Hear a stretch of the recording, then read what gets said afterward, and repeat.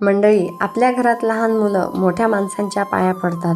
आजोबा आजी असो, आई वडील असो किंवा घरातील एखादी मोठी व्यक्ती असतो. पण तुम्ही कधी विचार केला आहे का की आपण वडीलधाऱ्यांच्या पाया का पडतो? फक्त परंपरा म्हणून की त्यामागे काही सुंदर अर्थ आहे? चला तर मग समजून घेऊ. आपल्या संस्कृतीत वयाने आणि अनुभवाने मोठ्या व्यक्तींचा आदर केला जातो.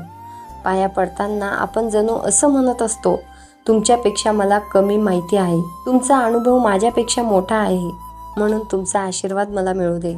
म्हणूनच पाया पडल्यावर मोठी व्यक्ती म्हणते, आयुष्यात सुखी राहा.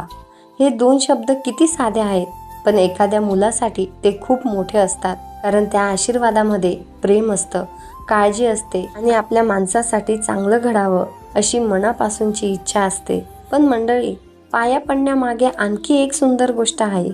जेव्हा आपण वागतो तेव्हा आपला अहंकारही थोडा खाली येतो. आपण कितीही मोठे झालो, कितीही पैसे कमवले, कितीही यश मिळवलं, तरी आपल्या आयुष्यात आपल्यापेक्षा आधी चालून गेलेली माणसं असतात. त्यांचा अनुभव आपल्यासाठी खूप मोठी शिकवण असते. म्हणून पाया पडणं म्हणजे स्वतःला कमी समजणं नाही, तर समोरच्या व्यक्तीचा आदर करणं आहे. आजच्या काळात प्रत्येक जण पाया पडेलच असं नाही, पण आपल्या वडीलधाऱ्यांचा आदर, त्यांच्याशी प्रेमाने बोलणं, त्यांची काळजी घेणं हे मात्र आपण नक्की करू शकतो. कारण शेवटी पाया पडण्यापेक्षा मनाने वागणं मोठं असतं. आणि म्हणूनच आपल्या पूर्वजांनी आपल्याला शिकवलं, ज्ञान मोठं असेल तर नम्र राहा आणि वय मोठं असेल तर आदर द्या. हीच आपल्या संस्कृतीची खरी सुंदरता आहे. धन्यवाद.